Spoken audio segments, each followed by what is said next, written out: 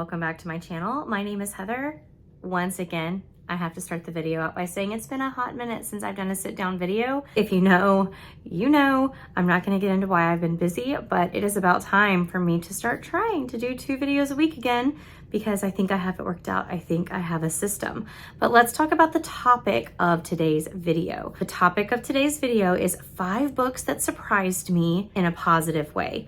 I think a lot of times we get surprised by books when we go in expecting big things and they let us down, and that is a surprise. But let's be positive today, and let's talk about books that we kind of read with low, no, mid expectations and came out smiling on the other side. I've got quite an eclectic group of genres, so let's just jump into it. We are going to start with a recently published book, and that would be Assistant to the Villain by Hannah Nicole Mayer. For the longest time, I was like, I don't think I want to pick this one up. I watched the author on TikTok, and like her TikToks are funny, but I was like, I don't know how this kind of skit storyline is going to translate into book form. But I was so pleasantly surprised. I saw several of my friends reading it and giving it good reviews. It ended up getting sent to me as a gift, and I was like, you know what? This means I need to pick it up. So I did. My expectations were very low. I did start by reading the audiobook, and I did not like the audiobook, so that did not help my expectations. But once I got past the first maybe 20%, I just fell in love with the characters. This is a story about a girl who is kind of falling on hard times, so she sees a job opening to work for the villain and kind of help carry out his nefarious deeds. And it kind of turns into a little romantasy, and we find out that just because somebody is labeled a villain doesn't necessarily mean that there is evil in their heart. I haven't read the sequel yet, so I can't speak for the whole series, but this one was definitely a pleasant surprise. And bonus, I definitely feel like this one gives off Tangled vibes, very much Rapunzel and Eugene feeling romantasy here.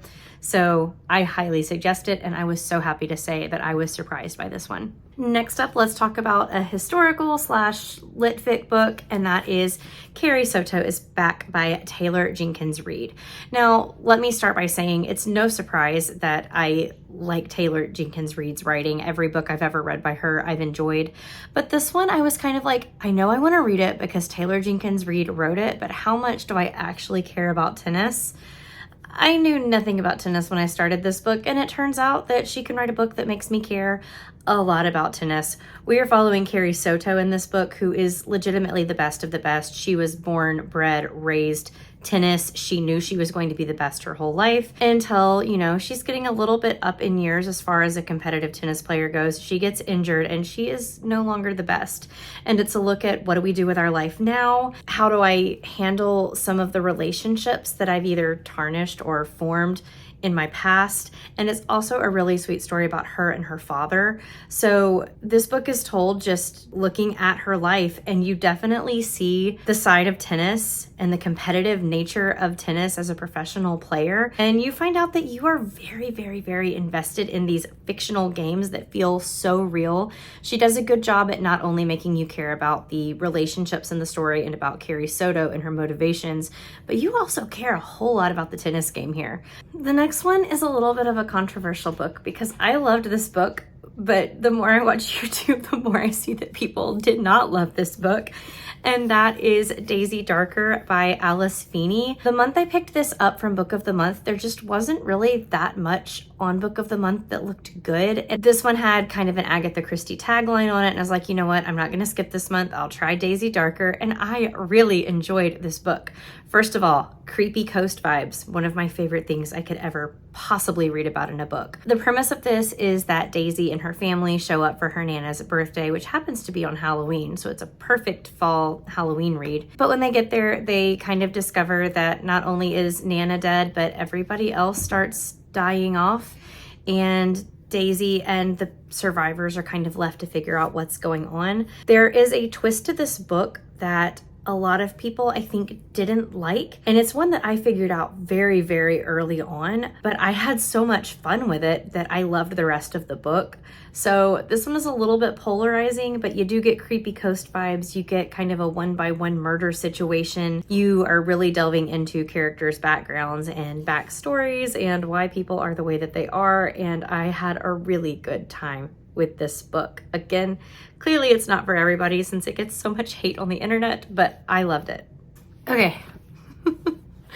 A book that surprised me in a positive way, The Way of Kings by Brandon Sanderson.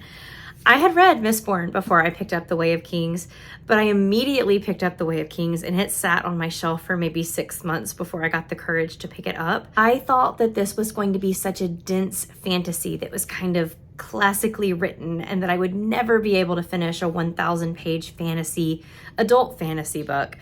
And the second I started reading it, I was like, okay, never mind. Sigh of relief. I get it.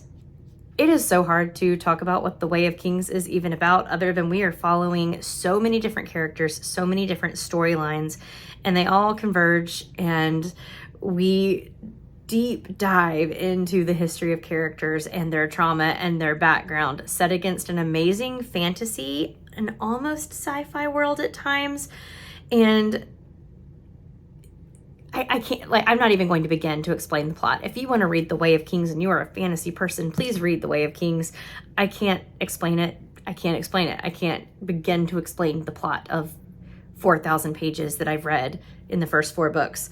But all I'll say is you develop the deepest, strongest connections and feelings for these characters. I love them all. I love the flaws. I love the victories. I love the heroism. I love the defeat. And the 5th book comes out so soon, and I am so happy to say that this book did not remain sitting on my shelf. I finally picked it up. I was reading about 100 pages a day, got through it pretty quickly for the size of this book, and I have loved every book in the series. Brandon Sanderson, just keep writing. Like, we even have to ask him. We know he's going to keep writing, but if you ever need the motivation, Brandon, just keep writing. The last book that I was pleasantly surprised by, Feattreed by Emily Henry. Before I read this book, guys, I was not a romance reader. I picked this up from Book of the Month because, and you know, this was years ago when I picked it up, but I'm in a Book of the Month Facebook group, and when this book came out, everybody was posting pictures of it and talking about it. I don't like romance books, so why is it getting so much love? Finally, a couple months later, I broke down and I added it onto my box, and I was like, I'll read it at the pool. It'll be my easy read. Come to find out that romance books are not necessarily easy reads. They are deeply emotional. They are explorations of why people are the way that they are and what they need from other people in the world. And they're hopeful and they're sad and they're encouraging, and some of the quotes make you swoon, some of the quotes make you cry. Some of the characters you find that you latch onto and you relate to so hard in a way that you might not feel like you can relate to people in the real world. And this book surprised me not only in the fact that I loved this book, but that it opened up the door to romance books in general for me. And I can now proudly say that not only am I a fantasy reader, not only am I a mystery thriller reader, but I am proud to say that I am a romance reader, and that is all thanks to Emily Henry and Feattreed. Very, very pleasantly surprised. This was a little short and sweet video, but I would love discourse on the books that I picked, and I would also love if you would leave me a comment down below letting me know a book that you were pleasantly surprised by, and let me know if you'd like to see the opposite of this video. 5 books that I went into with very high expectations and was unfortunately not pleasantly surprised by them. In fact, I was disappointed by them, because if that's something you want to see, you know, I will get that video out to you. Thank you guys so much for sticking with my channel and continuing to support me by watching my videos. If you'd like to give me a little extra support, you can always like the video and leave a comment down below. My social media, as always, is linked down below. You can find links to my Patreon, TikTok, Instagram, and Storygraph. I would love to be your friends on absolutely any of those platforms. And I hope you guys have a wonderful day. I will see you in another video very soon. Bye, guys.